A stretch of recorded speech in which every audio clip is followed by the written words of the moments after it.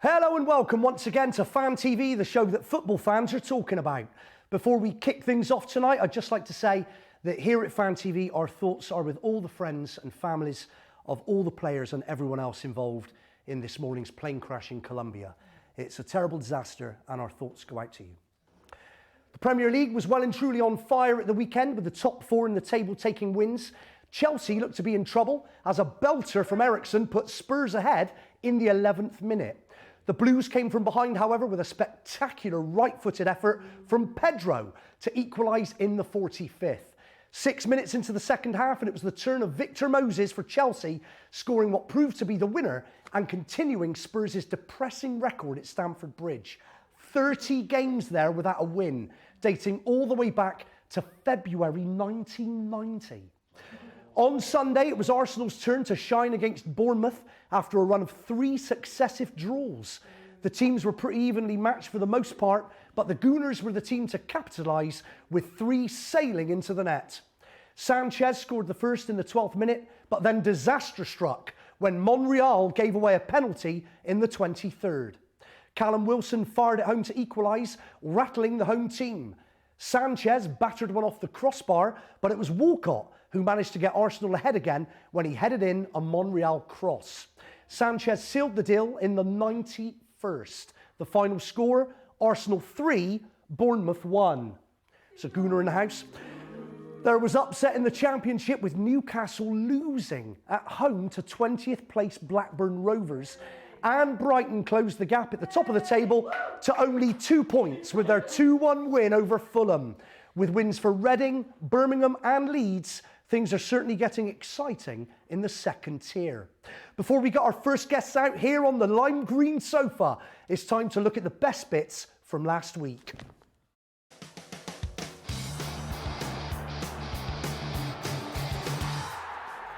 Lovely boys! Oh, I love you so much! I love you so much!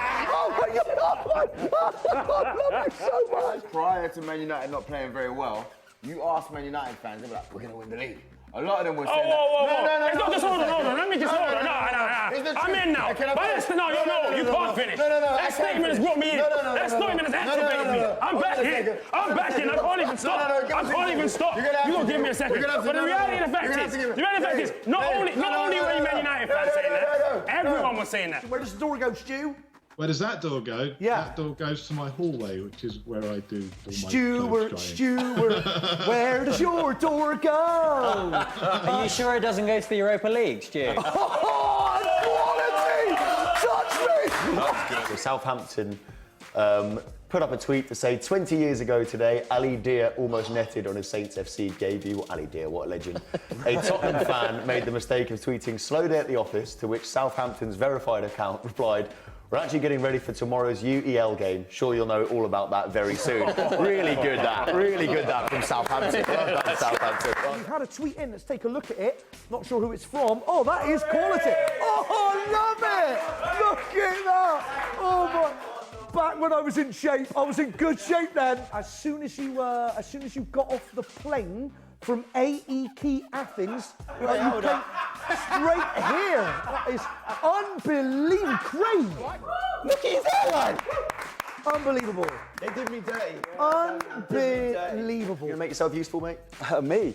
You're going to get another wardrobe, you know, you're wearing stuff every time I see you, mate. Mod's worked out that I only rotate 3 shirts on this What, show. you being tennis? And apparently I play tennis as well. Pardew's actually said in the media today that Palace's problem is scoring goals. Brilliant, Alan. Well.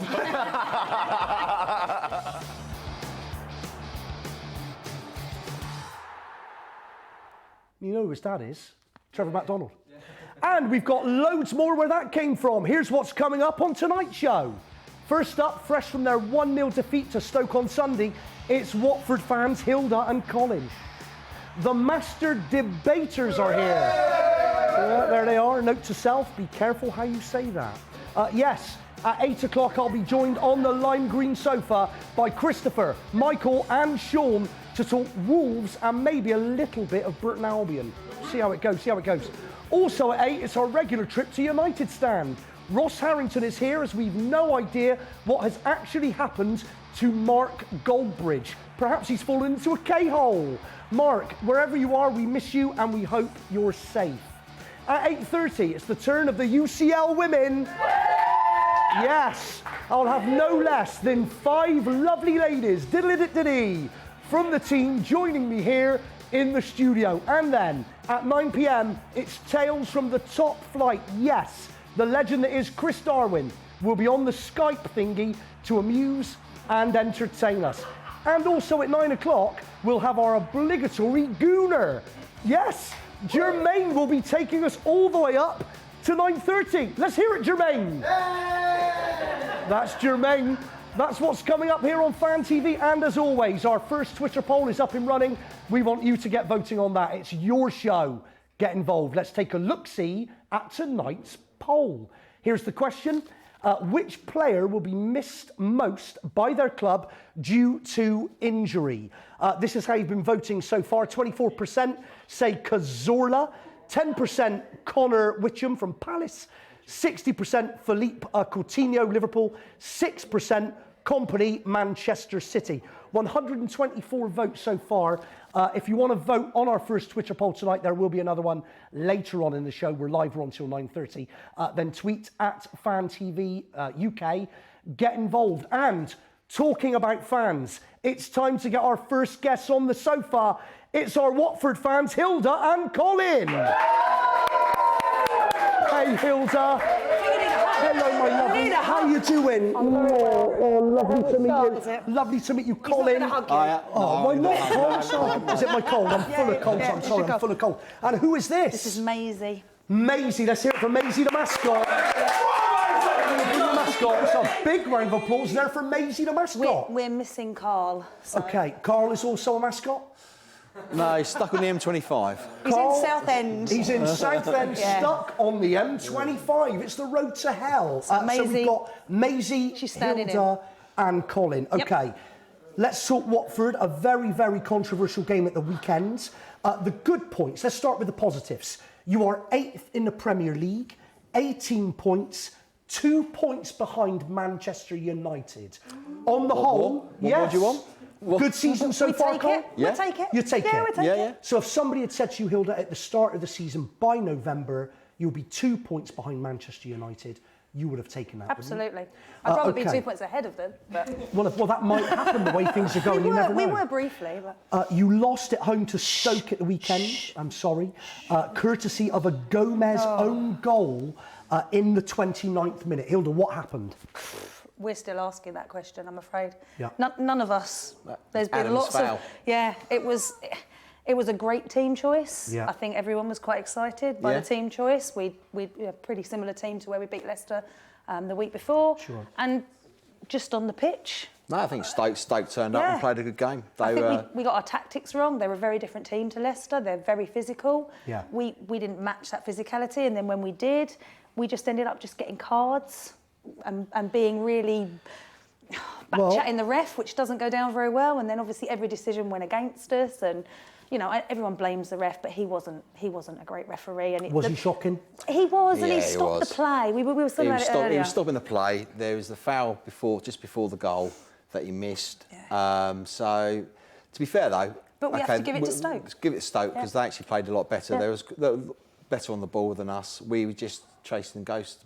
But we were saying we lost to Liverpool. Yeah, we were thrashed. You know, there's no doubting we were thrashed to Liverpool. Yeah. And games like that, you can deal with losing because they were, you know, a better class than us. They played us off the pitch. But Stoke was really disappointing because we could have and should have matched them, and it should have been an entertaining game. And for us, it was just it's painful. Well, Stoke had their best game of the season, Carl, didn't they? Everyone's saying Stoke had a particularly... it was, and they played well. Hats off to them. The team played well. He set them up well, didn't he? Speaking of all the yellow cards, Hilda, the game featured 38 fouls, the most in the Premier League this season. 38 fouls. It was a bit of a mess out there, wasn't it? And I think a lot of Watford fans are quite disappointed by that because that's not our club. Sure. That's not the kind of football that we play.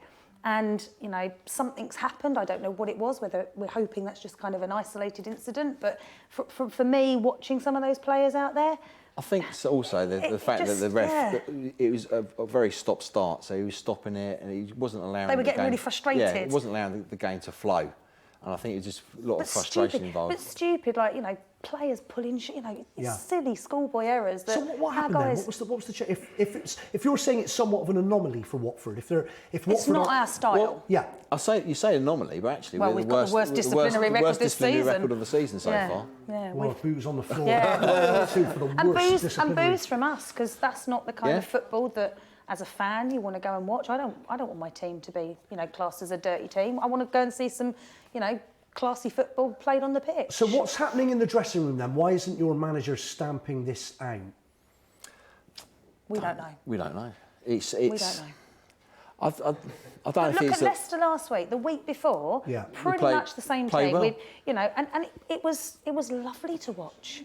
It was, not just because we beat Leicester, sure, but it was a lovely game of football to watch. And I think how you can go from one to the other. Some of the characters within the team are, I think, get quite aggressive if it's not going their own way. So I think Hollebass is a classic where even after the game we'd won, one of the team members played a joke on him and he wasn't happy, even after winning the game. So no sense of humour. But even Troy, who's, since he's become captain, he's kind of put a bit of a lid on it. He's still Troy, but even he was just getting so agitated on the pitch. OK, Hilda, we've got a break coming up. We'll talk more about this on the other side of the break. It's Fan TV. We're live on Sky 212 all the way till 9:30. See you in 2 minutes. Good times. Thanks.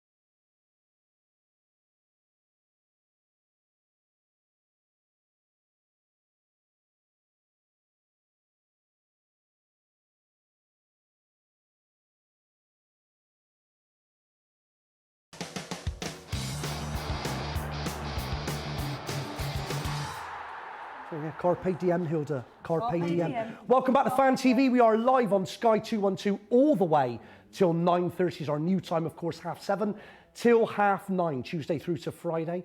If you're watching on Facebook Live or YouTube, hopefully you'll remember to refresh at the top of every hour. We don't want to lose you. We've got Hilda and we've got the lovely Colin and mascot. What's the mascot's name again? It's Maisie the mascot. There are Watford fans, of course.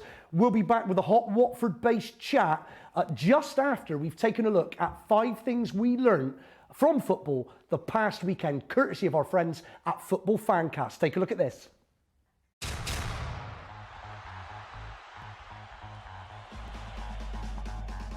Welcome to Football Fancast, ladies and gents, and 5 things we learned from yet another brilliant goal-tastic weekend in the Premier League. Thing number 1, pour one out for John Terry, as Chelsea are never changing their lineup again. The Blues earned their 6th successive league win with the same starting 11 to stay top of the league with that 2-1 win over Tottenham. And yet, of all the unpredictable things that have happened in 2016, we now live in a world where Victor Moses is one of the most important players in a title-contending team. It's now nearly 27 years since Spurs last won at Stamford Bridge, and they're out of the Champions League, the League Cup, and probably the title race too. The only silverware Spurs are getting this year is on their dinner table. Thing number 2, Swansea and Crystal Palace performed a loving tribute to the art of truly atrocious defending with a 9-goal thriller at the Liberty Stadium. Palace scored 4 goals and still had the lead in the 89th minute, but still managed to lose to one of the most abject teams in the league. The BBC summed up the mood nicely in their minute by minute. Palace continue to be the worst team in England in 2016 with just 22 points from 32 matches. Pardew's FA Cup final dance seems so long ago now. Thing number 3, Liverpool destroyed the double-decker bus that David Moyes tried to park at Anfield. The Reds maintained their pursuit of the league title with a 2-0 win over Sunderland, during which they enjoyed over 80% possession at certain points. It was a disaster for star man Philippe Coutinho, who went off injured, but an even bigger disaster for Loris Karius, who managed to send a goal kick out for a corner. That would have been the most embarrassing moment of the weekend had Palace not conceded 5 goals to Swansea. Thing number 4, Leicester are the penalty kings. The Foxes scored 2 of them to come back from behind twice to draw with Middlesbrough on Saturday, and they've been awarded and scored more than any other Premier League team since the start of last season. The fact that the league champions, who qualified top of their Champions League group last week, needed a 94th minute penalty to draw at home to Borough, well, that's another issue. And finally, thing number 5, Jose Mourinho has started hitting the bottle. No, he's not wedding crashing with Wayne Rooney. He was sent to the stands during the home draw with West Ham for kicking a bottle and getting a little bit enthusiastic. You know, the kind of behaviour that Klopp and Conte get praised for every single week. United have now drawn 4 home games in a row for the first time since 1980, and they've got 2 fewer points than under Moyes and Van Gaal after 13 games. And yes, hashtag Mourinho out has already started. All right, that's it for now. Give us your thoughts at Football Fancast on Twitter. Thanks so much for watching. Love to you mothers. See you next time. And there'll be more from our friends at the Football Fancast on next Tuesday's show. To go back to Hilda and the lovely Colin, our Watford fans on the lime green sofa, who said before the break, Cole, you've got the worst disciplinary record in the Premiership at the moment. Is that a fact? Yeah. Well, proven, borne out by the fact that Britos was sent off in the 90th minute. He's already going to be out for the next game anyway because he got 5 yellow cards. OK, what's going on with Britos? And we've got Barami, who's also going to be out. Barami's out as well? 5 yellow cards. OK, yeah. so clearly there's a problem there. So is Mazzari losing control of the dressing room? What's happening? I don't think it is. I think it's just the aggression coming through with the players. I think one of the things they do is if it's not going right, they do get frustrated. You've seen it on the pitch a few times. If the game's not going their way, they do get frustrated, and admittedly, he should be reining. Dissent, though. He should be reining that in. The cards we're getting, a lot of them are for dissent. So there's a lot of back chat in the ref, which, you know, you might do under your breath, but there's such a focus on it this year. And the refs, there's zero tolerance. You know, you see them, you know, straight away, their book's out. And that's what a lot of our cards are down to, which is silly. Yeah, knowing silly that, cards. just button it, Absolutely. You know. Walk away and button it, be bigger. And I think that's what's frustrating me is because we're losing really good players. Sure. You know, although Barami at the moment probably won't be a massive loss, but it's a real shame for the manager not to have a full team of people to pick, you know, however good they are, just based on, you know, some silly mistakes. So. And you've got a big game coming up as well, of course. We have. You're away to West Brom. We are. West Brom Saturday. Yeah, it's a tough fixture. It's a very tough fixture. Who will you be missing for that game now? The West That's Brom Barami. game? So Barami will be out for the Britos. West Brom game. Yeah. Barami's going to be a big loss for you for that game, surely. And maybe Kabul, because we don't know about his injury, because he was injured. He literally was on for about 5-10 minutes and then had to go off, and we had to replace him with Kabasale. So everyone's saying that it was Stoke's best performance of the season, orchestrated by Charlie Adam, who was honest enough to admit that his team's goal might have been ruled out for his slight push on Barami. Yep. Yeah. Now, you could say that that's Charlie Adam being very honest, or do you think he was sort of turning the knife a little bit there? Yeah. Because I think that's what was going on Sunday. There was a lot of that. They were winding each other up. I mean, they're a very physical side. Yes. So that's how they play, you know. And you could see there was a lot of tension between, you know, so all of obviously the our players. manager at the end of the game didn't shake the Didn't hand. shake hands with Mark Hughes. Well, we'll talk about that sensationally. Your manager did snub Mark Hughes. He did go up after. Did he? Off the cameras. Okay, we'll talk more about that after we've spoken to Raj, our first Skype caller of the evening. He's our Liverpool fan. Raj, are you there, baby bum cake? Go on, Raj. Hi, Come on, let's have it, Raj. Hi, Raj. Raj, you lovely man. How are you, Raj? Yeah, good, thanks. How are you? I'm all the better for speaking to you, you lovely man. I believe same, Liverpool... vice versa. What was that, baby? Yeah, same me. Thank you, Raj. I love you. Liverpool, I understand, Raj, have just kicked off. What's going on? Oh, yeah, cup game. There's literally only just kicked off, you're right, yeah. It's only been 1 minute of play, so nothing's gone on so far. Okay, any team changes, any surprises for you tonight, Raj? He shuffled the pattern massively, 8 changes. Wow. He's got a good blend of youth and experience in there, so he's brought the youngsters, Ejaria in, and Trent Alexander-Arnold and Kevin Stewart. Yep. But he's still got a bit of experience. He got Mane, Wijnaldum, Emre Can. So I think it's a good mix we've got there. I think it's a good game to get the youngsters in, to be honest. Leeds at home, you'd back yourself to win that. So you certainly would, and clearly that would have influenced Klopp's decision to make 8 changes. I mean, you know, that's an awful lot of changes. I think the other problem is we're suffering from a spate of injuries now. Daniel Sturridge, he's got a calf injury. Firmino picked up a knock as well. And then obviously the big one, Phil Coutinho. Yeah. He looks to be out until the new year, which is a big blow. Coutinho out into the new year, that's a massive blow for you, Raj. Yeah, massive blow. The worst thing is the hectic fixture schedule we've got coming up. Obviously, everyone's got a hectic schedule over the festive period, so it's the worst time possible to lose him. Raj, just to let you know, we were just talking. I've got lovely Hilda and Colin on the lime green sofa, our Watford fans at the moment. Yeah. And we were just discussing during the last break, I think it was you, Cole, that said how perfect Klopp is for Liverpool. Yeah, we did. It's just the most wonderful fit, isn't it? Yeah. Yeah, he just gets the whole club, to be honest. He gets the passion of the fans. You saw him in the match against Sunderland on Saturday. He urged the fans to raise the roof, increase the volume, and that, I think, carried us towards the 2 goals we got afterwards. I think without that atmosphere, that really drove the players on to get the... he's a great fit for the club, I agree. Could he be your Arsene Wenger, Raj? Oh yeah, I'm hoping. Better than Arsene Wenger. I hope for a few more trophies, to be honest, than Wenger's got recently. Hilda just said on the sofa he's better than Arsene Wenger. Do you think he is? I think now he is. Arsene's starting to get towards the tail end of his career, but you can't forget Arsene was a legend back in the day. He was a great manager. He revolutionised the whole... He likes Arsene. But Jurgen definitely top-class manager now. Yeah, he's ahead of Arsene. I'd be smiling if I was a Liverpool fan right now. Absolutely, you're flying at the moment, Raj. Great time. Good luck in the tie tonight. Would you Skype us back in later on and give us a match report? Yeah, definitely. Okay, Raj, we'll look forward to speaking to you later on, baby. All right, see you later on. Love you, Raj. Fan TV channel. Bye, Raj. Bye, Raj. Fan TV channel is the Skype. If, like Raj, you would like to Skype in, he's perfect fit, Klopp. You think Klopp is better than Arsene Wenger? I think at the moment, yeah. Definitely. Okay, I want to go back to the controversial snub at the end of your game against Stoke. Can we talk about something nice? No, I'm sorry, no. Mazzari ignored Hughes when he tried to shake his hand. This is what your manager said. It's a direct quote. Go on. You have to look at the yellow cards, the fouls, and the goal they scored. The referee had a bad day. Clearly spitting nails. And I think why Walter didn't shake his hand was because Walter just wanted to get down that tunnel and just get talking about what had happened to the game. Just read the I'm riot trying act. to give him the benefit of the doubt because I don't think he's that kind of guy. Right. I think he's quite a gent. I mean, he's an Italian. They're very personable. But he is. They're very. You see him with all the other managers, and I think he was just so frustrated with the team, like we were as fans. Sure. None of the players hung around. They were all understandable, but no excuse, Hilda. Surely No? you've got to respect your opponents. You've got to respect the opposing manager. Surely, Colin. I'd say, at the very least, it should have been a handshake at the end of the game. He should have. But I think Walter's just caught up with the passion. If you saw him, I mean, I sit right by the touchline, and he was just well, he was like a man on, you know, on something. Like a man possessed. Literally like a man possessed. And as soon as that whistle went, yeah.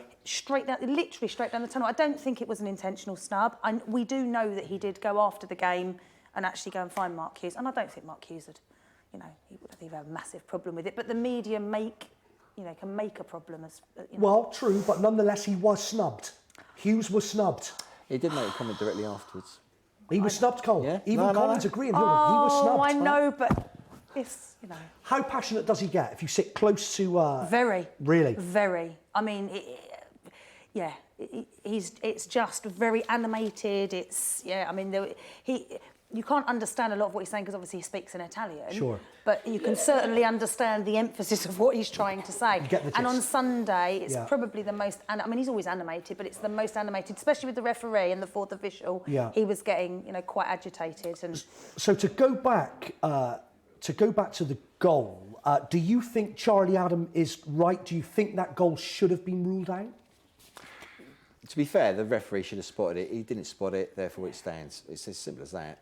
And I think, you know, people say about the referee, and he wasn't great. To be fair, as a game of football, it didn't flow, and he did spoil it. Yeah. But ultimately, referees don't let goals in. Sure. Your team lets the goal in, and we let that goal in. It was a silly goal to let in, and I think that's what frustrated a lot of us, was that, you know, we weren't playing great, but we were at least defending until that point, and I don't know what happened. It was a silly ball to give away anyway, and then... I think, to be fair, even if, on the face of it, the whole game, Stoke getting 3 points, I think that was the right result. Yeah, for them.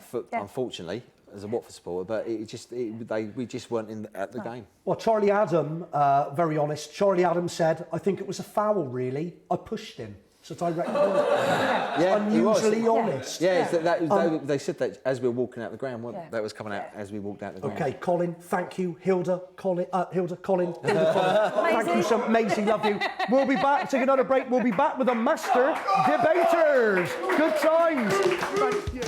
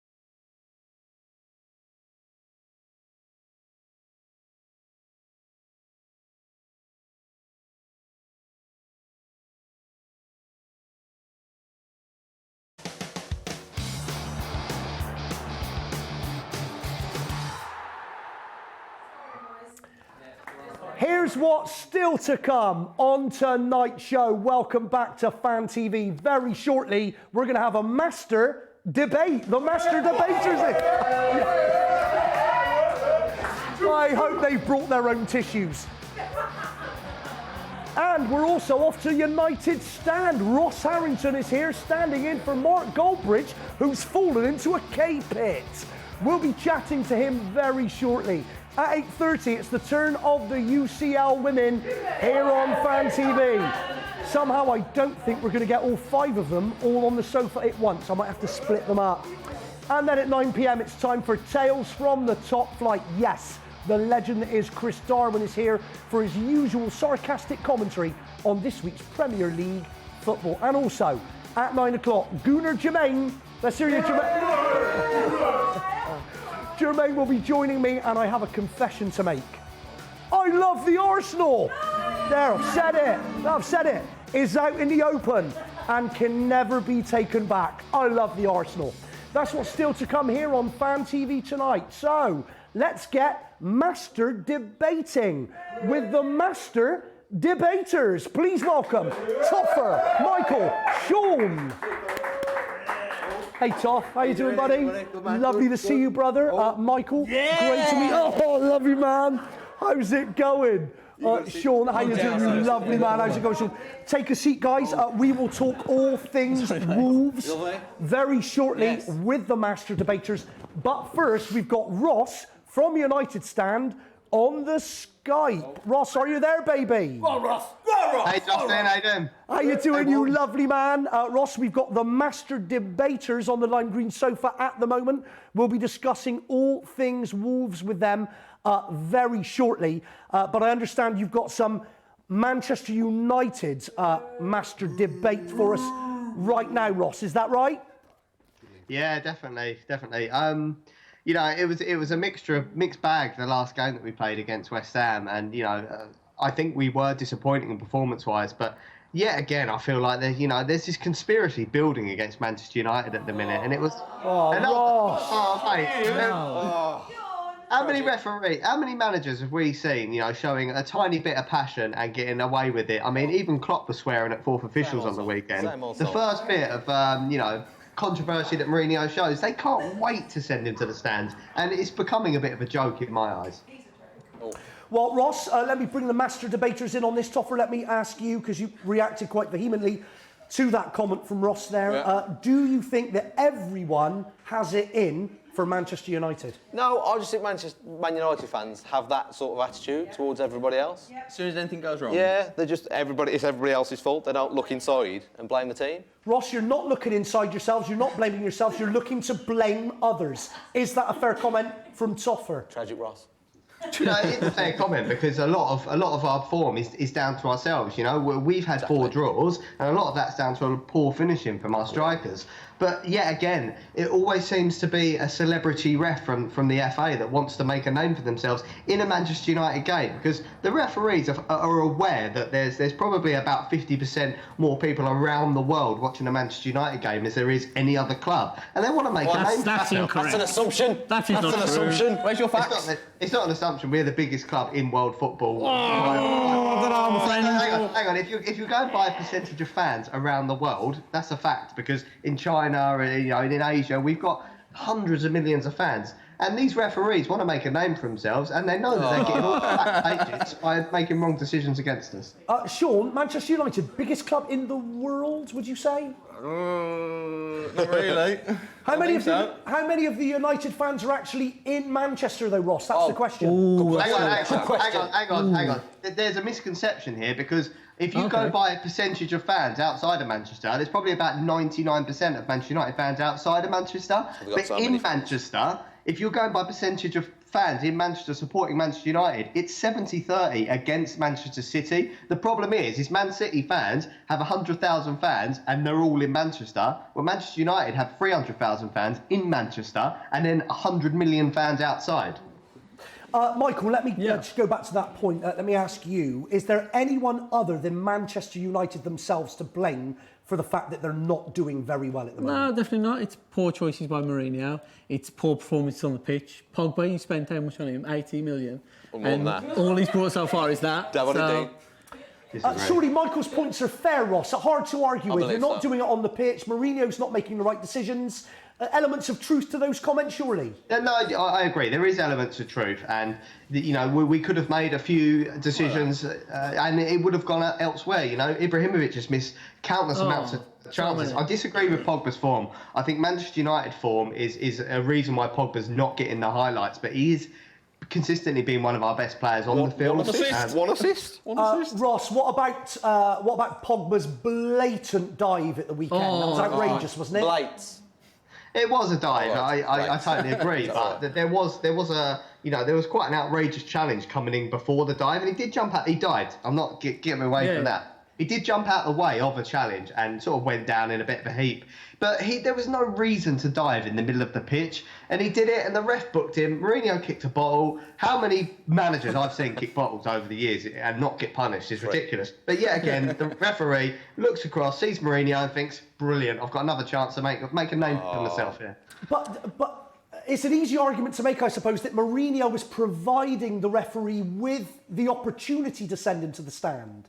So surely he needs...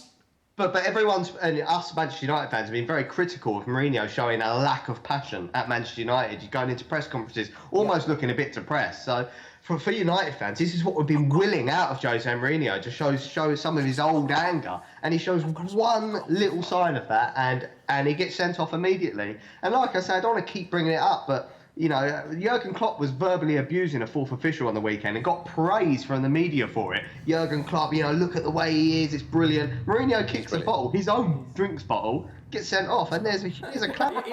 Possession is 9/10 of the law, so,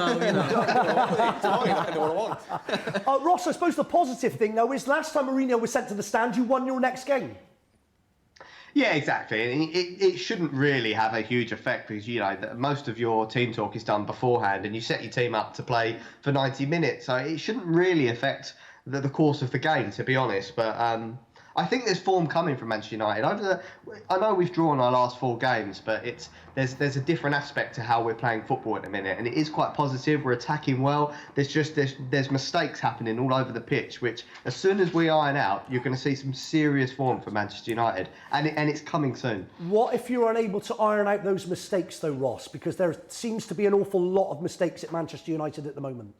Well, controversially, I'm going to say I think we have the best manager in the world, and he will iron out their mistakes. He's done it everywhere he's gone. I know he had a poor season in his last season at Chelsea, but he's a proven winner. And if anyone will see their mistakes and either bench the players or iron them out of their game, it is Jose. And finally, Ross, thank you so much, brother. One final question on current form. In all seriousness, do you think Manchester United will finish top 5? Top 5? Yeah. I think, yeah, I do. But, current form, no, right? But that's the question. I think we'll. I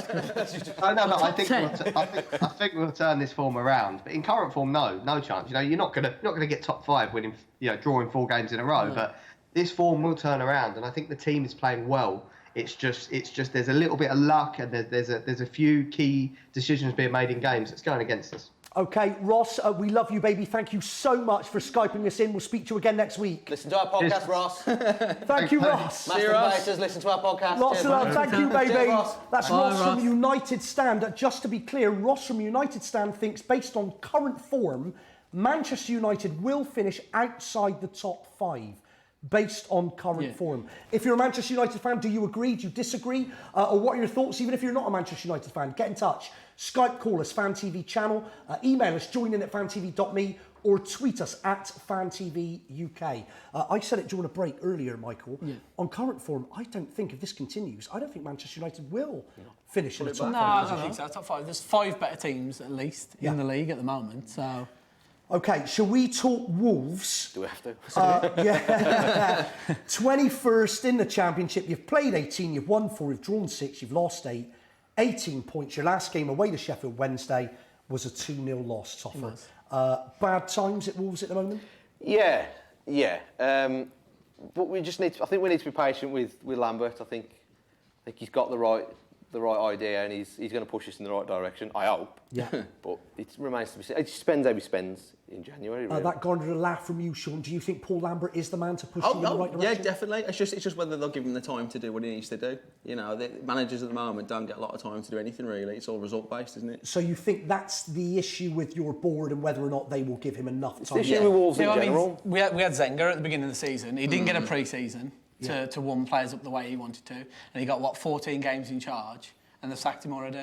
And since then, we've not done any better at all. He bought a lot of players in with the new money that we've got from the Fosun group, and he didn't give them enough time to gel. No. He didn't know his team, though, did he? We never seemed to have the same 11. Going back all the way to Mick McCarthy, you know, and they didn't give him that season out at the end. Yeah. We go that far back. We make a lot of rash decisions. Rash decisions, very, very quick decisions. It's the fans, though. Because we used to be such a big club, our fans expect a lot. They expect us to still be a Premier League team, and we need to just look at it, and we're not. OK, the master debating will continue very shortly, but it is time for me to say that once again, I've been a dirty klepto, and I've tea-leafed another celebrity wash bag. You know what I'm like? I can't help myself, Rosie. We need you to try and guess whose wash bag I've kleptoed through a series of clues. The first clue is this Newcastle bear. I've kleptoed a wash bag. In the wash bag is this Newcastle bear. If you think you know whose wash bag I've kleptoed, more clues to follow, then get in touch. Join in at fantv.me is the email, #dirtyklepto. If you can tweet your answer to @FanTVUK. #dirtyklepto, #masterdebaters. We'll be back with them on the sofa in 2. Good times. Thanks, Jack.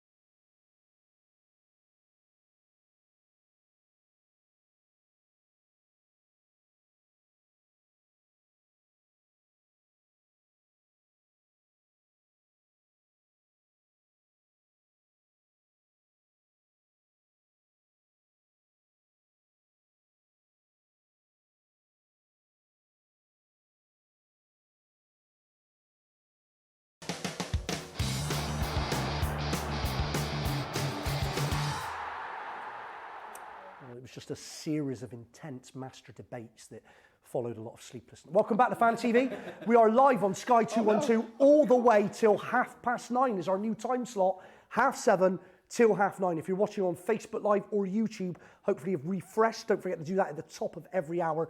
We don't want to lose you. We are in the middle, if you've just joined us tonight on Sky 212, of a master debate with the master debaters.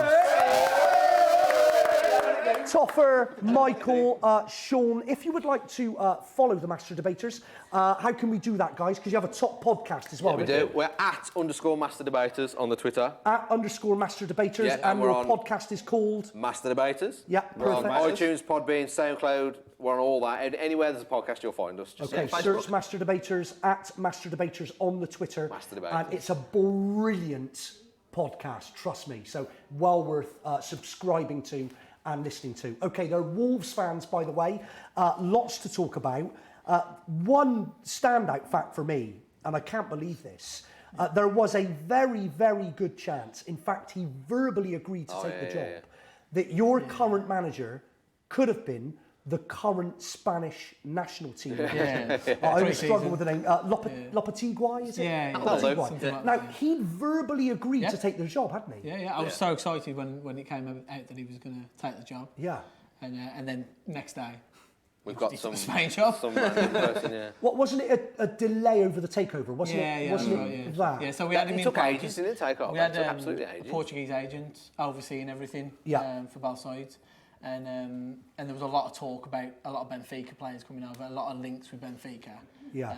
So they've lined up this manager. It was all great, all gravy, and then they stalled that long that it put him off, and he bolted. The and went national for the Spain side, job, which is a Snapped much him better up. job. Yeah. I would have taken the Spain job. You mentioned Benfica players. Louis Sau was mentioned in particular. I think Louis Sau was going to Liverpool come. run about going. That was it. Yeah, going for him as well. Yeah, but do you think you would have secured Louis Sau if you'd have got Lopetegui? I reckon so. Yeah, with the manager. Possibly, yeah. There was a lot of money floating about with that transfer. I think 18 million or something they wanted, and we were putting the cash up, but I don't think we would have got him not for the Championship, not with people like Liverpool coming in as well. But do you think you put the fact that you're struggling now down to Zenga? Do you think a mistake was made appointing Zenga in the first place, Toffer? Yeah, I'd say so, because he didn't know his team. He rotated that much that how many clubs had he had? Like 12 clubs in 10 seasons or something like that. So he's known for his rotation, and then we never had the same team.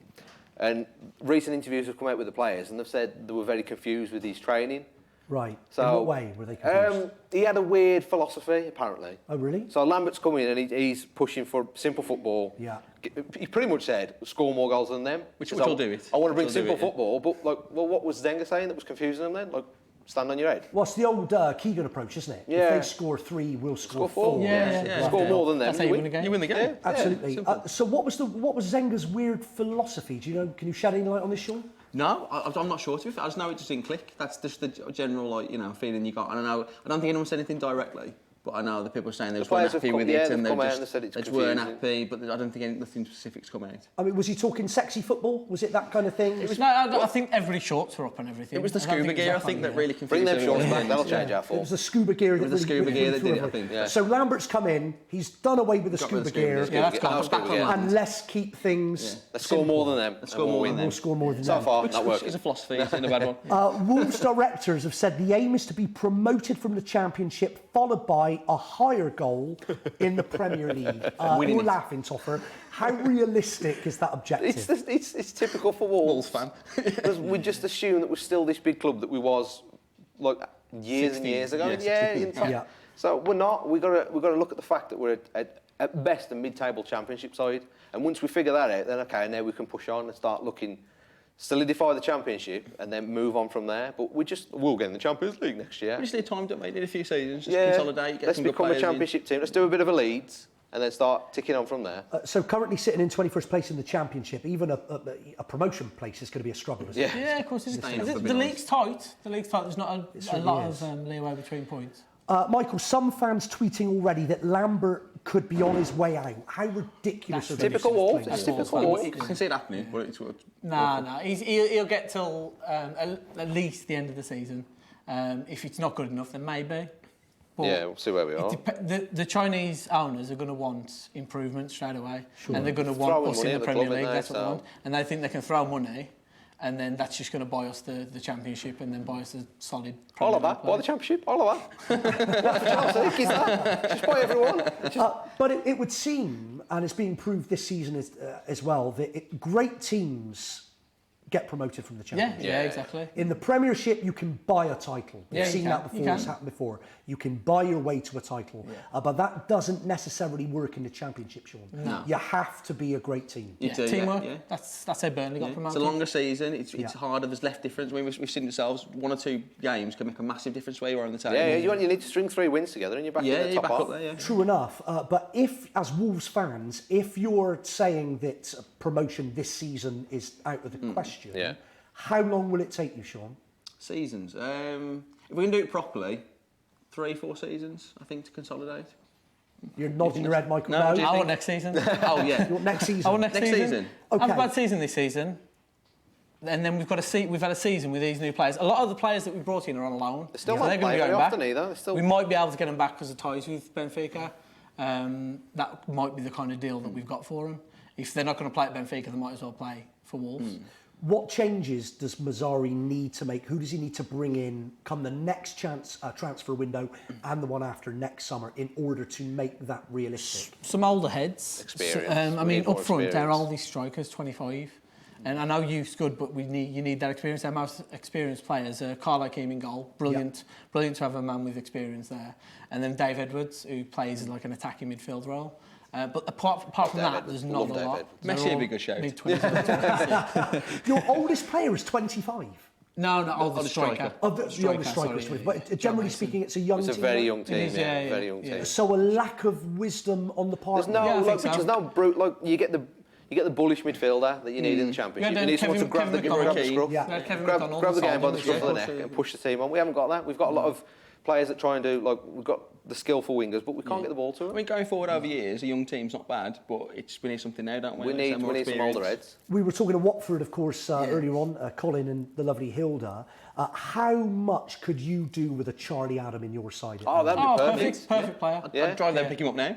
You drive there and pick him up now. Go to Watford and pick up Charlie Adam. No problem. Because everyone's saying the Watford-Stoke game, Charlie Adam, at the age of 30, was in a completely different league. Everyone's saying it. Yeah, he's got that ability though, and he's a class player. That's why he was signed for Liverpool a few seasons ago, because he was that kind of player that can bring that to a game. Any news on whether or not Mazzari will be given more money to spend come the January window? Lambert. Sorry. Watford? Sorry, I'm still thinking I still have Watford on the... They might do. Mazzari will be given money to spend January top. He's got to, yeah. But he doesn't need it. We've got players in now.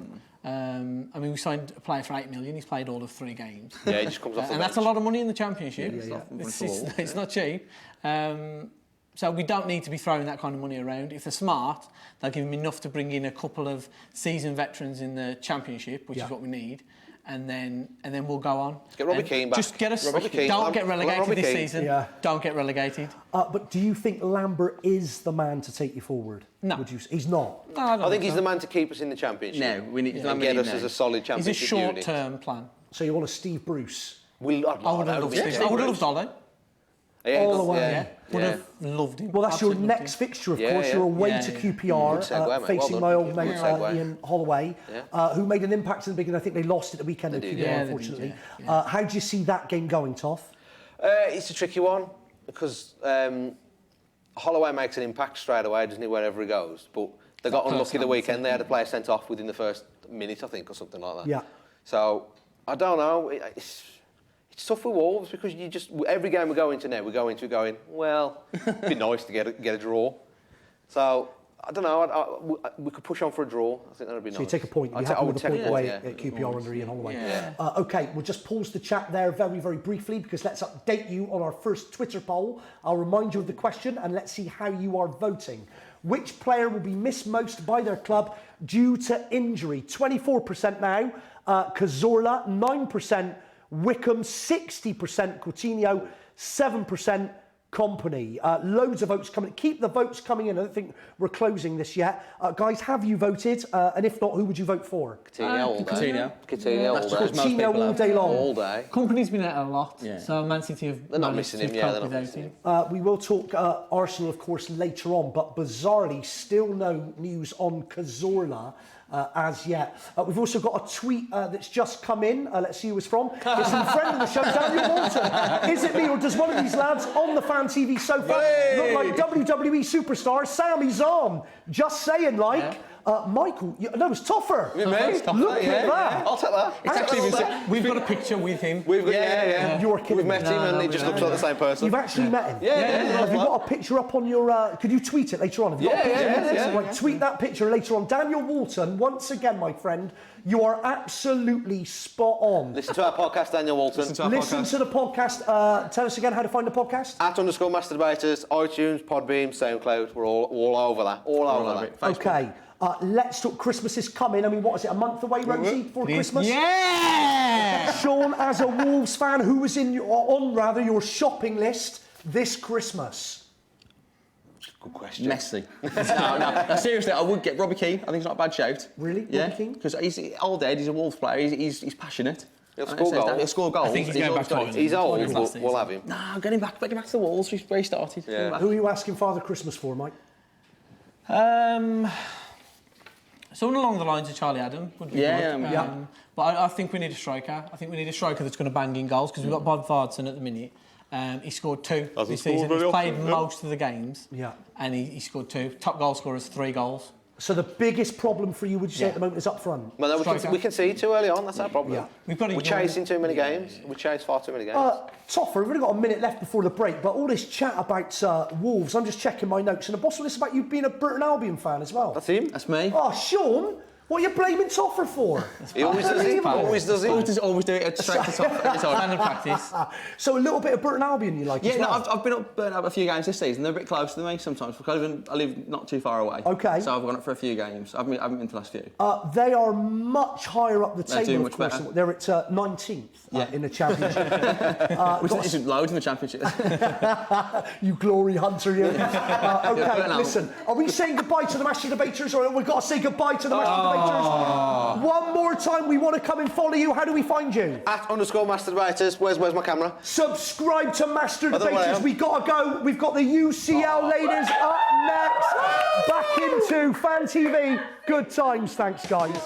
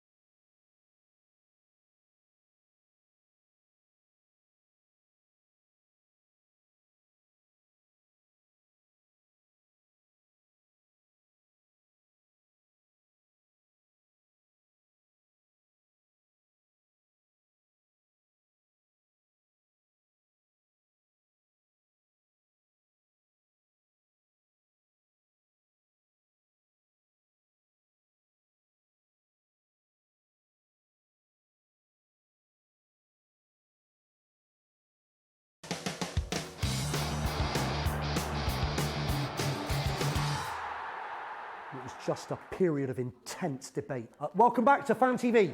We are live on Sky 212. Let's hear it one more time for the master debaters. Awesome. Subscribe. We're live on Sky 212 all the way till 9:30. I will be welcoming 3 players from UCL onto the lime green very shortly. If you want to get in touch with us, Fan TV channel is the Skype. Join in at fantv.me is the email. Or if you'd like to Twitter us, give us a Twitters on the @FanTVUK Twitter's handle. Awesome. Let's welcome 3 UCL players onto the lime green, Stella, Claire and Jess. Stella, lovely to meet you. How you doing? Claire, lovely to meet you. Jess, how you doing? We'll be talking to Stella, Claire and Jess very shortly. But now it's time to turn to Skype because we've got Ref Watch with friend of the show, Dave Meyer. Dave, you there, baby? How are you this evening? Hello, Dave. I'm all the better for speaking to you, you lovely man in vibrant orange. Or is it tangerine? I'm not sure. But, it doesn't matter what it is, it's glowing. It is glowing. I love you, Dave, so much. Dave, let's get the ball rolling with Manchester United versus West Ham and Pogba's dive. What were your thoughts on that? Absolutely ridiculous dive. Absolutely ridiculous. And what it led on to afterwards with Mr. Marino kicking bottles down the line was just unbelievable. Like, I'd like to see in a situation that if Pogba was diving in the penalty area or something like that, that we start producing red cards for these guys. And if we look after it on a Monday and say, well, it wasn't a dive, it was an actual tackle, review it on a Monday. But if you start red carding players for diving, it'll cut it out immediately. So you think, no question, Pogba should have got an instant red? I'd have instantly red carded him. If they were to bring in a rule for diving and red cards, it'd clean up diving within a week. No place for it in the modern game, Dave? No place for it in the modern game, but unfortunately it's the modern game that has brought it along. True enough. OK, Mourinho's bottle kick. Graham Poll said he should have had a 6-match ban. What are your thoughts on that? I don't often agree with Graham, but I will agree with him on this situation. And if you take it a step further, Mourinho's causing himself problems on the line and he's affecting his team. If he gets a 6-match ban, he needs to sit back and have a good look at himself. And maybe, just maybe when he comes back, say, right, I'm getting in trouble on the line. I'll go and sit in the stand for a couple of months and see how it works from there. And then it does bring attention back on himself because he's in the stand and we know he loves that. But at least it's taking him away from confrontation with the referee all the time. Dave, earlier on we were speaking to Ross, Manchester United fan on Skype, who seems to think that everyone's got it in for Manchester United at the moment, in particular, of course, referees. Would you agree with those comments? No, nonsense. No, absolute nonsense. You can't referee matches having it in for teams. You'll get nowhere. Mourinho is surely just bringing most of this on himself, isn't he, Dave? Yes, he's always worked from the premise that if I bring the attention on myself, it takes the attention off the team. But what he's doing at the moment by bringing the attention on himself, he's giving the club an awful bad name. And the people who are in the hierarchy there, including Alex Ferguson, will not like it one little bit. When you look at Mourinho at the moment, Dave, in general, do you think he is a manager who seems to be losing it at the moment? I think what's happened with Mourinho is not so much that he's losing it. I think he's become boring, and I think teams are working out how to play against his teams, and he's losing it that way, but not losing the plot completely. OK, fantastic comments. Let's move on to Leicester versus Middlesbrough. Yeah, the penalty in the Leicester game, I was astonished. It was a push on the defender. I think it was Chambers was pushed. And what I'm hearing afterwards that the assistant referee is flagged for this. And Lee Mason is only standing about 4 or 5 feet away. How he's given it beggars belief. So you think it was a weak decision for you, Dave? I actually thought it was a free kick out. Never the penalty in a million years. OK, we'll briefly skip on to Arsenal versus Bournemouth. Bournemouth felt aggrieved. They had 2 clear penalty shouts go against them, Dave. What were your thoughts? The Monreal handball near the end, no. I have seen them given, but I think the referee was right. And then when it hit his hand, no. But there was certainly a push in the box that I was certainly looking at would have been a penalty for Bournemouth. I thought the Bournemouth penalty was very soft. And if you take these things into consideration over a long season, people are now starting to smell Arsenal as regards to possible winning leagues. There's a mate of mine in work, Charlie, who thinks that he's an Arsenal fan, who's now starting to think that Arsenal might go and win this league because of all the little bit of luck they're getting. I hope not in May, because that's going to be difficult to work alongside that chap. So you think Arsenal are, generally speaking, getting the rub of the green when it comes to decisions, and you think... I would say that. At the moment they're getting that little bit of rub in the green where decisions are going for them, and these things can build up and getting the momentum going. And these things come for title-winning teams, you know. Dave, you're on fire tonight. Awesome speaking to you. We've got to go. Thank you so much, Dave. We're out of time already. No bother, lads. Thanks very much. Absolute pleasure, Dave. Thank you so much. All the best, guys. Brilliant comments there from Dave Meyer on Ref Watch. If you would like to reply or respond to any of Dave's comments, get in touch on the Twitters at FanTVUK or email if you don't have the newfangled Twitter system.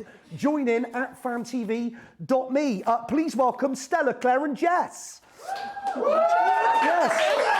Yes, thank you. Okay, you play for UCL women's team. How are you getting on at the moment? Let's start with you, Stella. Yeah, I mean, we play for seconds. We've been doing all right. It's a mixed bag, yeah. We had a tough loss with ref decisions as well. Yeah, we've had some dodgy ref decisions recently. All right, Mourinho's.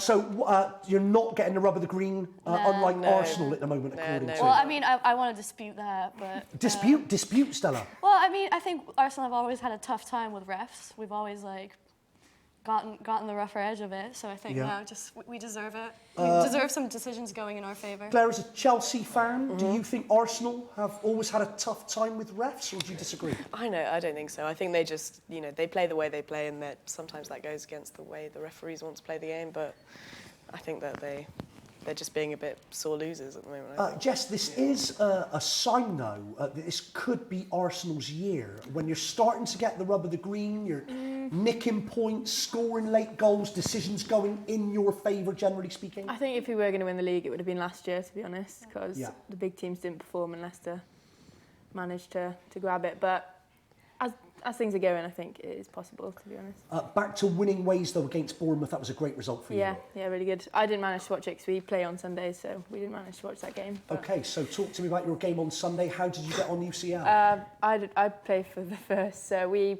played GKT, so it's like our rival team's medics, and we won 2-0.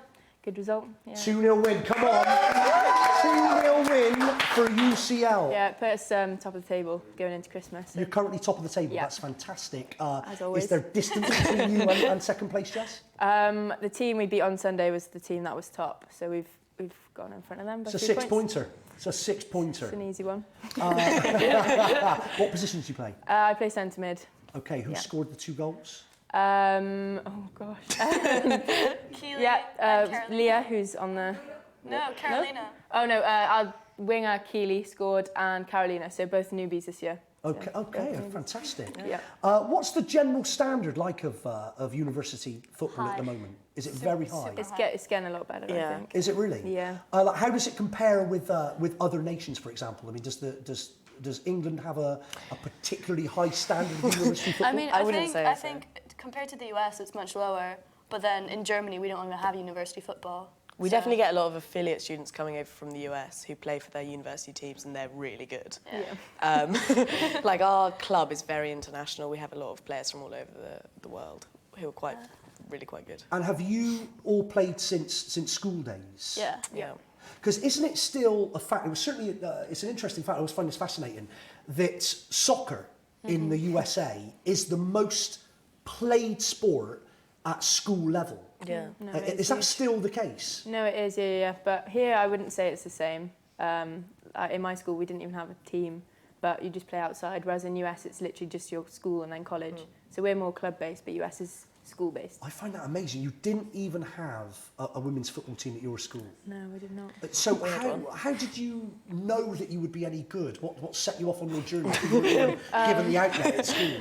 One of my closest friends in school played, and she seemed to have a lot of boyfriends, so I just kind of liked the idea of that. So decided to try it and ended up to be not bad, so carried on. And do you think this is a sport that's growing at university level? Is it becoming more respected? I think especially last year we had a huge burst of growth. This year we have over 100 members for the first time, and I think especially the World Cup, the Women's World Cup, kicked it off a lot. And I remember playing in my youth and there wasn't a team at my age and I had to play with people who were 4 years older, and now there's teams at every age level So it's getting a lot better, I think. The Women's World Cup was phenomenal. Yeah. That must have given university football a huge push. Absolutely. When I joined, I think there was around 50, so it's doubled since about the 3 years I've been Really? here. Just in 3 years it's doubled. Yeah. Are there any links to professional clubs from university level as well? So if you wanted to go on and play for... There are. So we play in another cup, not just uni teams, and they scout whenever we play them. So we played QPR last week and they scouted 2 of our players. So yeah, there is a link, but I'd say in our uni especially, I think if you are at a very high standard, you go to a sports uni, if that makes sense. So. Sure. Yeah. You go to UCL, you go to Loughborough, or one of those. Yeah. But currently, 2 of your players in UCL are being scouted by Queen's Park Rangers. They were. That's fantastic. Say?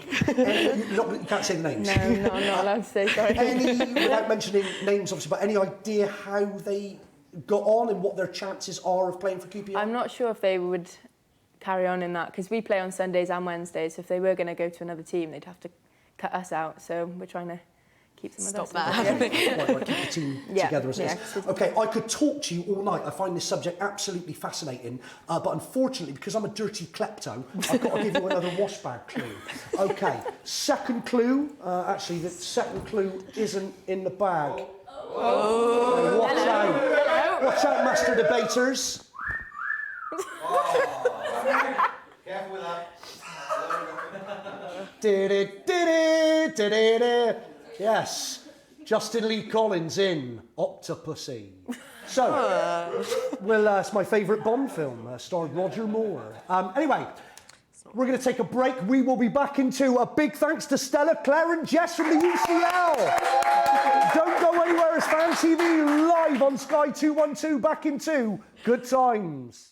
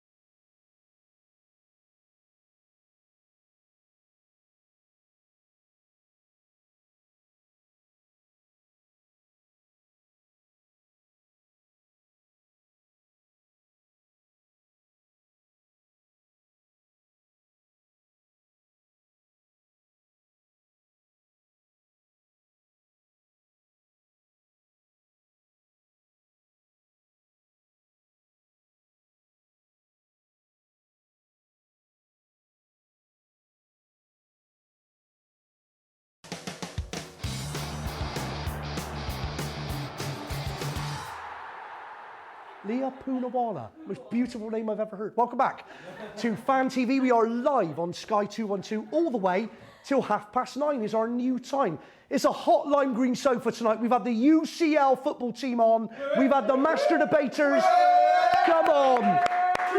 Get in touch. Toot. Fan TV channel is the Skype. You can email us, joining@fantv.me, or if you've got the newfangled Twitter system, give us a Twitter approach.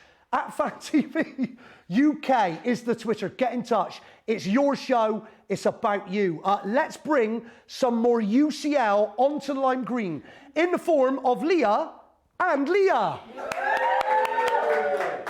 Leah, lovely to meet you. How are you doing? Absolute pleasure to meet you. Oh, of course you can. Leah, lovely to meet you. Lovely. Leah, lovely to meet you. Lovely to meet you. How are you doing? Sorry, I'm all sort of plugged in and jacked up. Great to meet you both. Leah and Leah, everybody, on the lime green sofa. And I have to say, Leah Poonawala. It's the best name I've ever heard. It's just absolutely brilliant. My coach used to call me Leah Don't Poo. Who used to call you that? My coach in school. Well, that's Leah Don't Poo. Well, it's a good rule of thumb. It's a good rule of thumb, especially on the football It's a good pitch. pointer to keep in mind while playing. OK, so as well as playing for UCL, Leah, you support Chelsea. Leah, you support Bayern Munich. Yeah. OK, shall we talk a little bit... Yes, I know. Shall we talk a little bit of Bayern Munich? Because Bayer Leverkusen, you beat them 2-1 to stay within 3 points of Leipzig. Yeah. How surprised are you that Leipzig are currently top of the Bundesliga? That's so weird, honestly. Is it weird? Yeah. You're going to tell me you don't support Bayern Munich? You've never heard of them? No. Bayern who? What? No, it's okay. I think like they'll pull.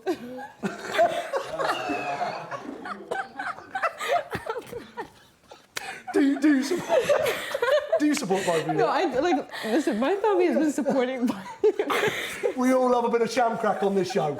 We do. We love a bit of shamcrack. So, sorry, yeah. So. Yeah, no, like my family has been supporting them. Yes. like for a really, really long time. Honestly, that game I haven't watched it because it seems kind of like SHIT. Okay. She spelled it. Don't say it. Don't say it. She didn't say it. She only spelled it. That's fine. That's fine. That's fine. Yeah, no, but I think they'll pull through. Like they have some unfortunate. I'm so glad I asked about Bayern Munich. Honestly, what a brilliant decision by me. Shall we talk Chelsea? Hang on a minute. What's going on tonight? Do you support Chelsea? Yeah, I do. You do support Chelsea? I know a bit. A little bit? Maybe a bit more than her. Okay, so I swear I know. You swear you know. Well, you know that. You swear you know about Bayern Munich. Honestly, I watch the Champions League. I don't watch the Bundesliga that much. Okay. So you're more focused on Bayern München's performances in the Champions League. Yeah, definitely. And not the Bundesliga. I can say 100% about that. Yeah. Okay. Do you want to talk Müller? I'm not talking about the yogurts. Yeah. Okay. Müller is still yet to score in the league. Is he a player on the decline? Maybe it's a bad year. Like I don't know. Like maybe it's a bad game or something. Yeah. Like a few games, maybe. Yes. But no, I think he'll pull through in the end. Maybe. He's a really good player. He's very promising. He's very promising. But you think he's just having a bad run and he'll pull through and then he'll be okay? I would say okay, so. This is good. This is great. Leah, let's talk UCL because you conceded your first goal after 10 hours and 1 minute against Spurs. Oh, I thought you were talking about Chelsea. This interview was going so well, Master. It's brilliant. Sorry, Chelsea, very briefly. Chelsea beat Spurs 2-1 to end Spurs' unbeaten run. And this is the stat which I find incredible. You conceded your first goal after 10 hours and 1 minute against Spurs. How happy are you that you managed to get that extra minute after the 10 hours? Very happy. Yeah, I bet. They are, all joking aside though, Chelsea are absolutely killing it. Yeah, they are killing it. The team is doing so well right now. Just the formation, just Conte's formation is just really working well for the team. This magic three at the back that everyone is sort of talking about and seeing as a revelation.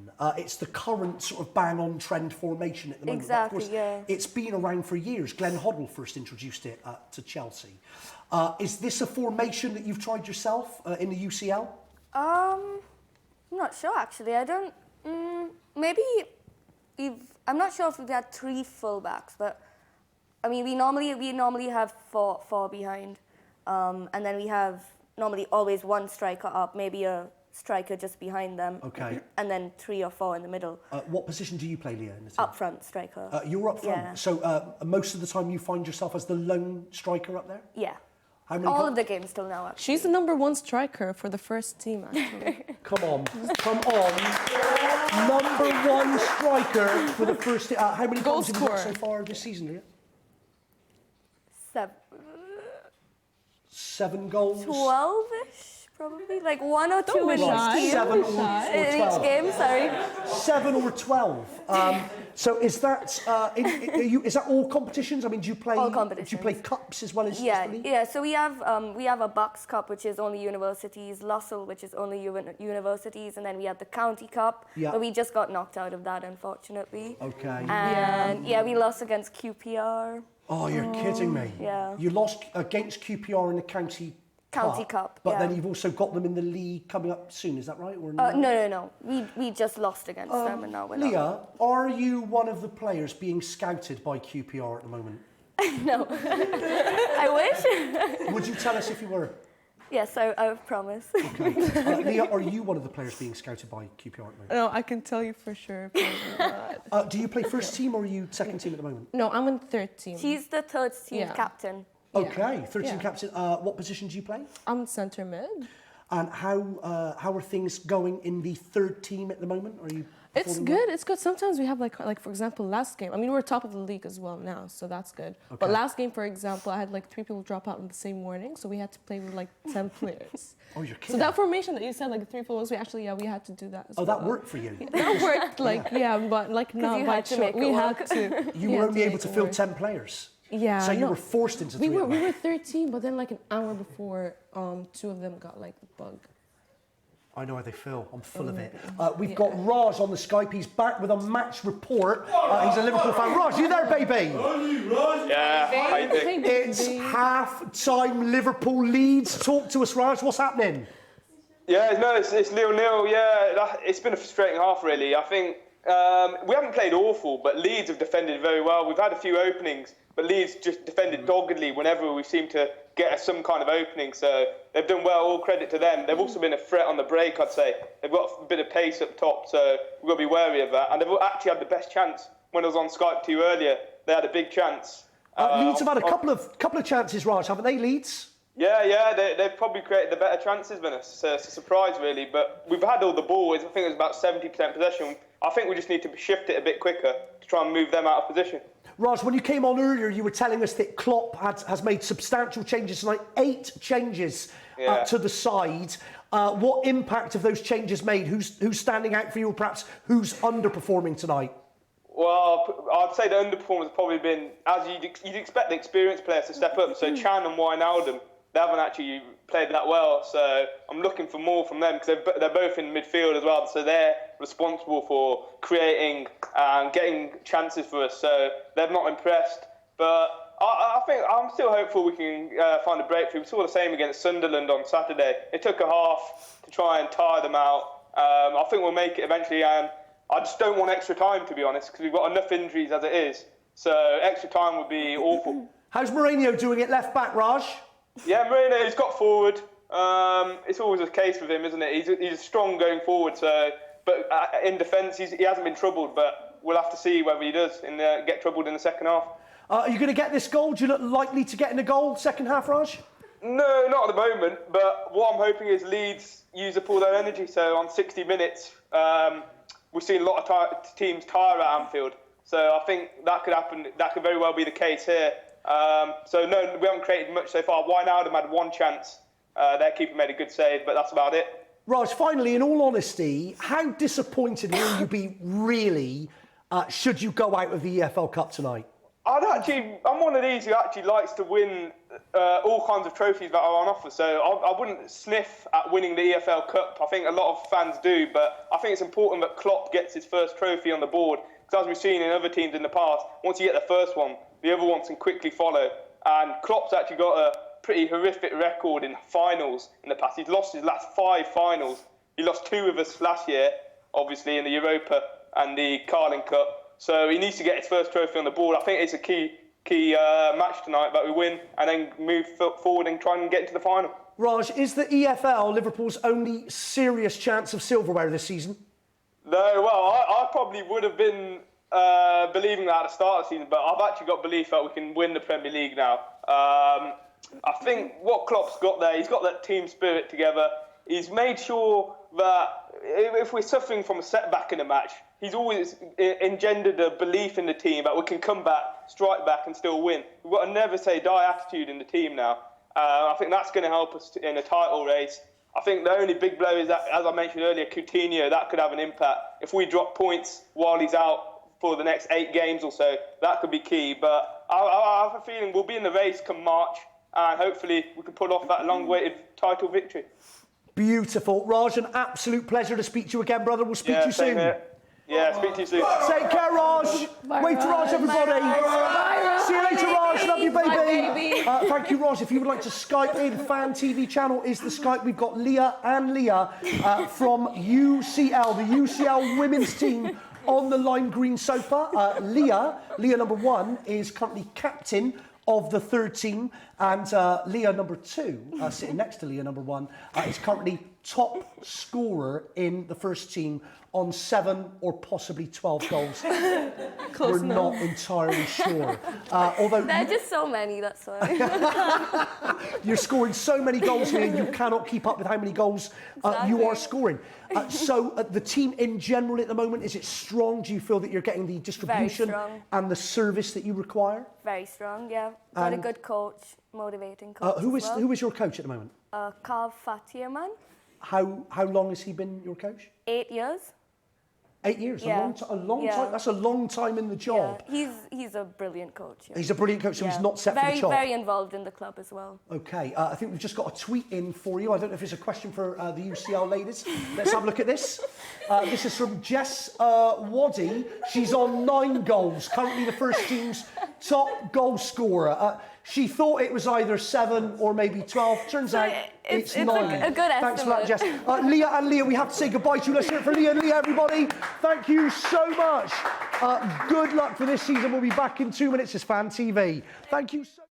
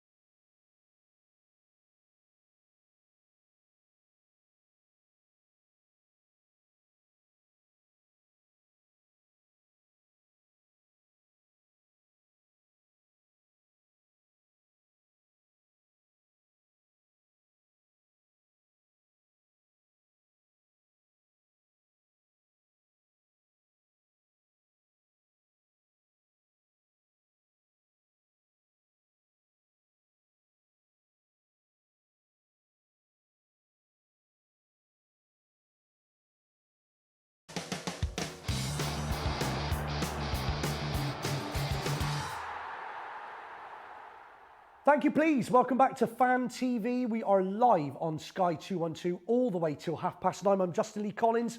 I'm also a dirty klepto, and once again, I've tea-leafed another celebrity wash bag.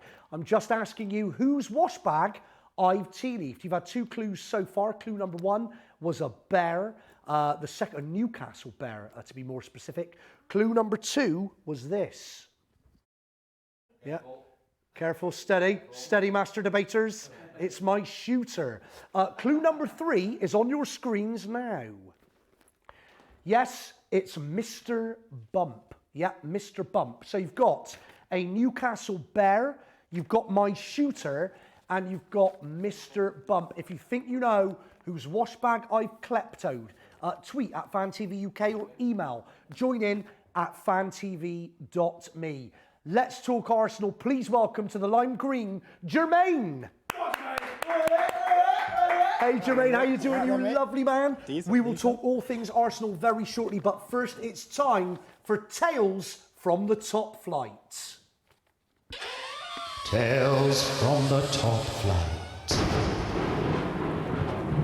Let's go over to Chris, our friend on the Costas. Chris, you lovely, lovely man. How you doing tonight, baby? I'm good, mate. How are you? All the better for speaking to you. You've come indoors for the first time ever, Chris. What's going on? I know. It's very disappointing. It's hammering it down with rain out there. That can't be right. Really? Well, it's the one day a year. The one day a year they get rain. You haven't got a brolly, Chris? No, funnily enough, not much need for one out here unless you're trying to protect yourself from the sun. I'm sick with jealousy. OK, Chris, lots to talk about, lots to get through. Let's start with Swansea Palace. Swansea Palace, yeah, at the risk of sounding like a broken record, I think Pardew's completely done for now. Despite his claims that Palace don't concede from set pieces, Alan, you concede from set pieces pretty much every 10 minutes from what I could see at the weekend.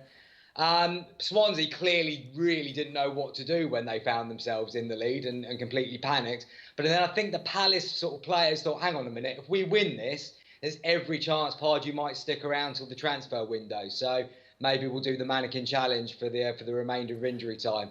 Absolutely classic game. And now Bob Bradley's the first American to win a game in the Premier League. I think the only record he's got left to go for now is to be the first American to get a team relegated, and he's odds on to be able to do that. Not all bad for Palace completely though, because they've just raked in a bit of cash from Tony Pulis, who's been found to be not telling the truth to them. So maybe they can put that a little bit towards Pardew's severance pay. Chris, do you think Pardew's got one more game? Apparently, the board are going to see how the players react in training. So there's a big clue for the Palace players there. They can pretty much dictate what happens next. If they try hard, it looks like Pardew's going to be still in a job. If they try like they did in the injury time at the Liberty Stadium, they'll probably have Sam Allardyce within the next week or so. So if that's true, Chris, it heavily suggests that Pardew's lost the dressing room.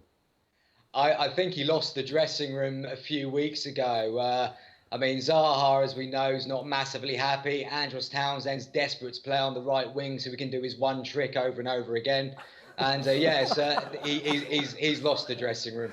OK, let's move on to Chelsea, who ended Tottenham's unbeaten run. Lovely, that. Yeah. Conte, he's been declared this tactical genius for switching to the formation that he successfully used for 3 years at Juventus and then for Italy in the European Championships as well. But if it wasn't for Victor Moses, I think the question is how well would this tactic be actually working? As Jamie Redknapp called him, that young English hopeful's got to be a chance of being in Southgate's squad next week. He's playing absolutely superbly, so well. Barcelona are scouring the world for a new right-back. They can't get Bellerin now because he signed a new contract. They've decided Glenn Johnson might not be quite up to scratch. But Victor Moses, he's played 9 games there. He's definitely the man for Barca now. And Spurs not having a good time of it at all at the moment, Chris. Out of the Champions League, their unbeaten run has ended. Yeah, it's not good for Spurs. Pochettino actually took a leaf out of Jose's book at Stamford Bridge by asking the Chelsea bench maybe to keep it down a little bit after they took the lead. So it's nice to see these managers are becoming quite sensitive souls. Pochettino, though, has done one thing right in the last 24 hours. He's realised that maybe buying Sissoko wasn't the greatest idea of the summer. He's sort of suggested that when you buy a player, you expect him to be the player that you buy, and it turns out that Sissoko isn't the player that you thought he was. I think Mike Ashley and quite a few of the Newcastle fans are absolutely wetting themselves with laughter at this, and Everton are quite relieved they dodged that bullet as well. OK, Chris, let's move on to United West Ham. Quite an eventful game again for United for all the wrong reasons. Yeah, look, you've got this on camera, and I can't believe I'm saying it, but Jose's been hard done by. Whoa! I know.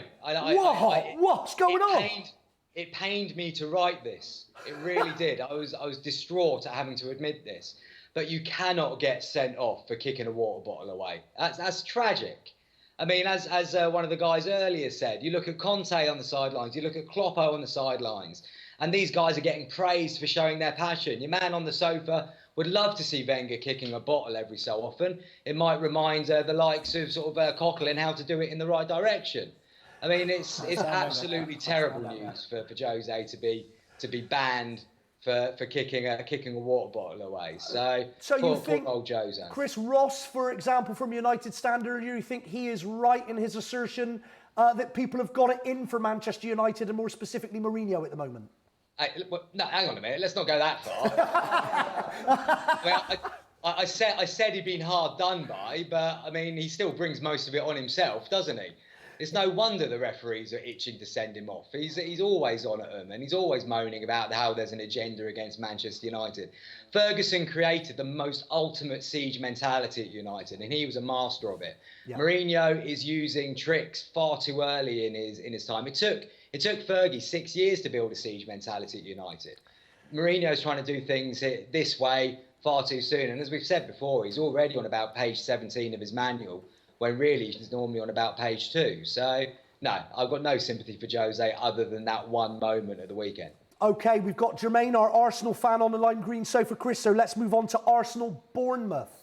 Yeah, well, Arsenal are trying a new novel approach this season, aren't they? They've decided that if they want to win the Premier League, it might help if they go through November unbeaten for once. And fair play, it seems to have worked. But it's great to see that somebody's finally worked out how to get the best out of Theo Walcott. It's not Wenger before you think he's finally worked out how to manage the guy. It's his missus. She's basically promised him a Nespresso machine if he scores 10 goals before Christmas. Brilliant. That's brilliant. Forget forget international call-ups. All he wants is a decent coffee. If Wenger had known this years ago, Arsenal might have a few titles on the board. So on a promise of a Nespresso coffee machine at Christmas time, it's completely transformed Theo Walcott's game. Definitely, and to be fair to Theo's missus, it's the only promise he's going to be on before Christmas because she's just given birth. So, well, there you go, cheeky Chris Darwin. But positive times for Arsenal though, Chris. 5 points from their November games. They would have taken that at the start of the season, wouldn't they? They would have done, but let's not get too carried away. They're still sitting, surprise, in fourth place. But they played well, but so much relies on Sanchez. I mean, if he doesn't perform, then Arsenal have got a few problems. It's great to see Arsenal giving it a go, but realistically, as most people are saying, it's the three above them that are in the race for the title. OK, Chris, you lovely man. We'll have to leave it there for now. Always a pleasure. We love you, Chris Darwin. Speak to you next week, brother. See you next week. See you next week, you lovely man. That's Chris. That's another Tales from the Top Flight. Subscribe. Tales from the Top Flight. And if you're not doing it already, subscribe to Tales from the Top Flight, another Premier League roundup, all the way from Chris Darwin on the Costas on next Tuesday's show. Jermaine, welcome to the sofa. You were shaking your head there when Chris was talking about the three teams above you. Do you think you're not in the running for the title? Well, 100% in the running for the title. 100. I think our fans are just jealous of us. Yeah. Like they see Arsenal doing well now, they can't accept it. So they're trying every bit of just to be better. Considering how November is your bogey month, it's a notoriously bad month for Arsenal. History dictates that. Are you satisfied with 5 points from your games this month? Satisfied with all of them except for the Spurs one. Right. Because you've got to beat Spurs at home because Spurs, I don't even like that frame down there in front of But anyway, not liking Harry Kane. That's the go. But anyway, satisfied with the Spurs one. No, not satisfied with the Spurs one. Satisfied with the United one because we always lose there, and the way we got the point was the best way possible. No shots, but no shots on target. One in the last minute. Mate, I was so happy that day. Really? Yeah, just because Mourinho, United fans always talking nowadays. Like that's what they do nowadays. They just talk. So yeah. And Walcott, his game, he's having the best season so far.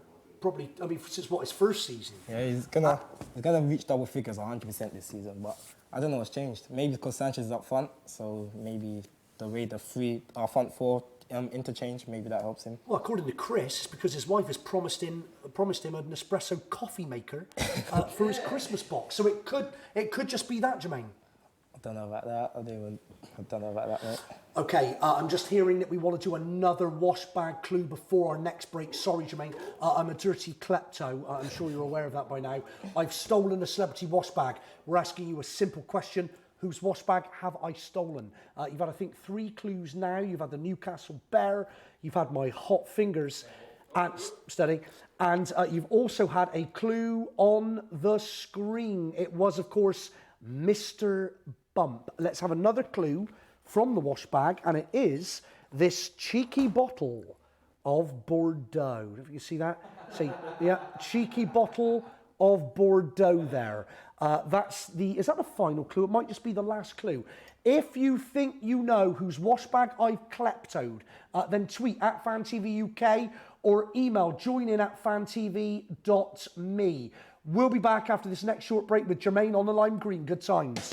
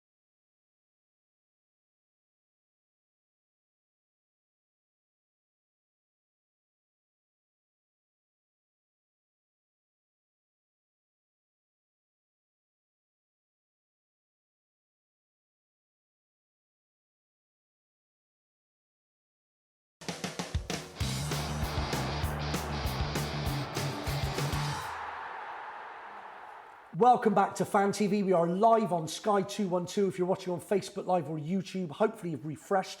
We don't want to lose you. We're on until 9:30. I've got lovely Jermaine, our Arsenal fan, on the lime green sofa. The master debaters haven't gone anywhere. They're still on the floor. It's a hot show. It's your show. Get involved. Fan TV channel is the Skype at Fan TV. UK is the Twitter. Join in at fantv.me is the email. We've got a celebrity wash bag. If you think you know who the wash bag belongs to, get in touch, let us know. Jermaine, let's talk that man Sanchez. He got a brace for you again at the weekend. At the end of this season, he will only have 1 more year left on his contract. You still haven't managed to tie him down yet beyond that. Wenger has joked that the club would be willing to break the bank to keep him. He said, quote, "You like us to spend money, so you should be happy." That's Wenger's words. How difficult do you think it will be to keep Sanchez at Arsenal, and are you going to have to break the bank if you want to keep him there? I don't really believe anything Wenger says anymore, to be honest. Are you kidding me? No, Why not? Can't trust that guy, man. You don't trust Wenger? No. Why? What's there to trust about him? The only thing you can trust that he's probably going to get top 4. That's about it. So you just think you'll finish probably in 4th again this season? No. This season we're probably going to win the league, but hopefully, but don't trust anything Wenger says. So you said don't trust anything Wenger says, but you think this season you will win the league? Probably, yeah. You think you've got more than the likes of Liverpool or Manchester City or Chelsea? Liverpool's lost Coutinho now. Yeah. City's defence are shaky, and Chelsea are just a form team, so it looks that way, if you know what I mean. Okay. But I think they would run out. But as for Sanchez signing a new deal, I think he might. I think he probably will, but I think it depends on this season. Because I think it's him and Ozil with a year left, right? Yeah, they've both got a year left come the end of this season, and they're both asking, if reports are true, they're both asking for similar amounts of money. But we're hearing figures of £200,000 a month. They can get anything they want, mate. No, honestly, anything they want. Anything. Only them two, though. No other player can do it. But you think Arsenal will open up the checkbook and give I think Ozil and Sanchez what they want? We're starting to buy players now. Like before, we were after the stadium was built, we kind of had that restriction against us where we was buying like cheap players and stuff like that. Yeah. But now we've shown that we've broken the bank. So I believe, especially with those two players, that we will keep them. Is it fair to say that you are massively vulnerable without Bellerin? Well, I won't say massively vulnerable because we've done how many games without him? Like 3 now. Is it 3 games without Bellerin so far? But shaky back there, Jermaine. Against Bournemouth, I think Gabriel done all right. Like he started off a bit shaky because that's not his actual position, but I think he ended up doing all right. But with Jenkinson not really being up to scratch because he had that long-term injury. Yeah. And then eventually, he's injured now, I believe. He wasn't in the squad. Wenger made the decision to start Debuchy over Carl Jenkinson. That decision, it would seem, backfired at the weekend. Oh, well, vulnerable, I wouldn't... Well, it's a big loss not having Bellerin because there's no other right-back that's up to scratch in that level, if you know what I mean. Do you think Sanchez might have had a hand in Debuchy's selection? Because he appeared, Sanchez, to show displeasure with Jenkinson's poor delivery and distribution in both the PSG game and the Manchester United game. He seemed to be visibly unhappy with Jenkinson, Sanchez. Well, if that's the case, then he's probably going to get paid whatever he wants because Wenger seems like he's just trying to keep Sanchez happy. But I don't think that's the case. I don't really think players can have a say with that as much. I think last season against... Who was it against? I can't remember who it was against, but there was a game where Ozil went in it. Yeah. I think there was a dispute between Ozil and Giroud. Right. And they left out Ozil. Well, reports said anyway. So I believe that Wenger, the way he goes with his philosophy, I wouldn't think that he's dropped a player based on one player's decision. OK, I'm just hearing in my ear, Jermaine, that we are going to reveal who tonight's celebrity wash bag belongs to. We've got no winners. We got no winners. I'm hearing we might have a winner. Let me just recap the clues for you. In reverse order, this cheeky bottle of Bordeaux. The clue before that was Mr. Bump. The clue before that was steady. Yeah, thank you. Thanks very much. The clue before that was a Newcastle Bear. The Hot Fingers, the Newcastle Bear, the bottle of Bordeaux, and Mr. Bump. Jermaine, any idea who tonight's wash bag belongs to? No. Let me ask the master debaters. It's not a goalkeeper. It's not a goalkeeper. We do have a winner. Let's find out. It's not a Newcastle player now. No, I couldn't hear you, Jermaine. Sorry, let's find out who the winner is. Doesn't matter, it's Debuchy. Yeah, the winner of tonight's celebrity wash bag is Tom. Well done, Tom. The owner of the wash bag was Arsenal's Debuchy. Yeah, he used to play for Newcastle. He used to play for Newcastle. Congratulations, Tom. Right, get in there, Tom. It is Debuchy. OK, a slightly disgruntled, well, more than slightly disgruntled Bournemouth manager Eddie Howe. They already got one penalty, of course, but Eddie Howe claims they should have got 2 other penalty decisions which they didn't get. What's your opinion on that, Jermaine? I believe the penalty they got in the first place wasn't a penalty. Well, that's funny because Dave from Ref Watch said earlier that he thought the penalty that was given was actually soft. But of the 2 other penalty shouts, there was one that he absolutely would have given. Was it the handball? The handball, yeah. Well, I'm an Arsenal fan, so I'm not really going to say. Oh, no, sorry, it wasn't a handball. I'm sorry, it wasn't a handball because Dave said it was clearly ball to hand, not hand to ball. Yeah. It was the shove in the back. That was the other one that was. When it come in from the corner. That's right. I think it was Mustafi, I believe. Was it Mustafi? I think so. So, do you think of the 2 penalty shouts that weren't given to Bournemouth?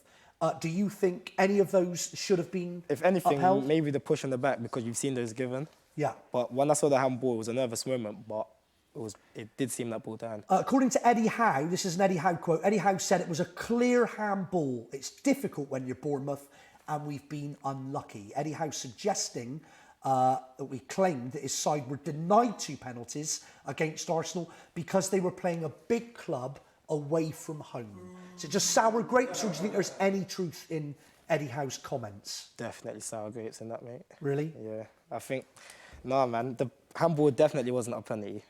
And the push in the back, you've seen those given, but you've seen them not given at the same time. And the penalty he got in the first place wasn't a pen.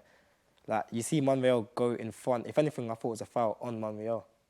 You thought the foul was on Monreal? Yeah, if anything. OK, speaking of grapes, Jermaine, we've had a tweet in which I think might be grape-based. Let's have a look at this tweet.